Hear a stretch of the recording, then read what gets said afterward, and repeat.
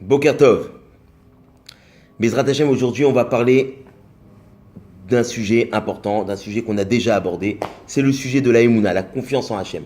Hier, on a parlé de la Tzniout, on reviendra sur la Tzniout, mais il faut savoir que pour avoir cette flamme-là, pour avoir envie de faire les mitzvot, il faut une Emouna, il faut cette confiance en Hashem. Donc, Bezrat Hashem, espérons que par ces petits cours-là, espérons que ça puisse aider chaque juif à travailler sa émouna, sa confiance en Hachem pour qu'il puisse grandir et faire les mitzvot d'Akadosh Baruch Hu. On raconte une histoire sur un Rav qui s'appelait Rabbi Yehuda Halevi, qui vivait en Espagne. Ce Rav-là était un grand poète. Et il était connu des juifs et des non-juifs.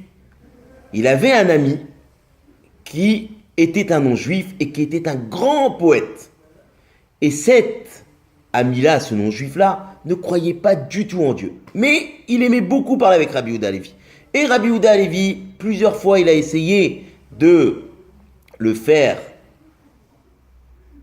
réfléchir sur l'existence d'un créateur, mais il n'a jamais voulu y croire.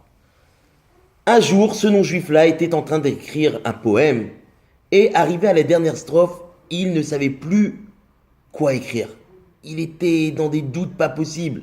Il réfléchissait, il retournait, il marchait, il essayait de travailler sa pensée, mais rien à faire. Il ne pouvait pas trouver quoi que ce soit pour écrire sa dernière strophe.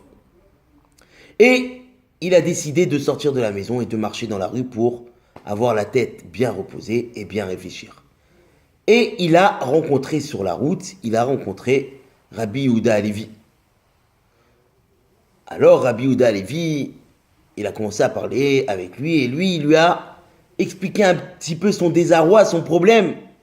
Alors Rabbi Yehuda Halevi, il est rentré chez lui à la maison et vu qu'ils étaient voisins, il a vu la feuille qui était posée sur le bureau du non-juif. Il a tendu sa main, il a pris la feuille et il a posé sur son bureau. Rabbi Yehuda Halevi a regardé le poème et a commencé à réfléchir et en quelques secondes, il avait écrit la dernière strophe. Il prend la feuille et il la repose sur le bureau du non-juif. Ce non-juif-là, après quelques heures de réflexion, il retourne chez lui à la maison. Il reprend sa feuille et, par miracle, il voit que sur la feuille, la dernière strophe est écrite. Alors là, il ne comprend rien. Il lit, il relit la strophe. La strophe était tellement belle qu'il ne comprend pas d'où c'est venu. Donc il prend la feuille, il va voir tout de suite Rabbi Yehuda Halevi. Il lui dit Rabbi Yehuda, regarde ce qui s'est passé. J'étais en train d'écrire mon poème, j'étais à la dernière strophe comme je t'ai raconté, et j'arrive chez moi à la maison, la dernière strophe est écrite. Alors le Rav, étonné, il lui dit mais je comprends pas. Pourquoi tu es étonné de ça? Tu m'as dit que tu avais un chat. Peut-être que ton chat est monté sur le bureau. Il a renversé la petite bouteille d'encre et il a écrit la dernière strophe. Il lui dit, mais qu'est-ce que tu racontes, Rabbi Yehuda? Qu'est-ce que tu racontes? Un chat, il écrit maintenant une dernière strophe. Cette strophe, elle n'a pas pu s'écrire tout seul. Rabbi Yehuda Halevi lui a dit, c'est cette réponse que j'attendais. Si déjà une strophe, elle ne peut pas s'écrire toute seule, alors à plus forte raison que le monde entier, il ne peut pas se créer tout seul. Il faut savoir que Akadosh Baruch Hu, il a créé le monde. Akadosh Baruch Hu, chaque plan que tu fais dans ta vie, Hachem est associé avec toi. Il ne faut jamais oublier ça. Chacun qui va travailler sa émouna, Bezrat Hashem, il aura plus de force pour faire les mitzvot.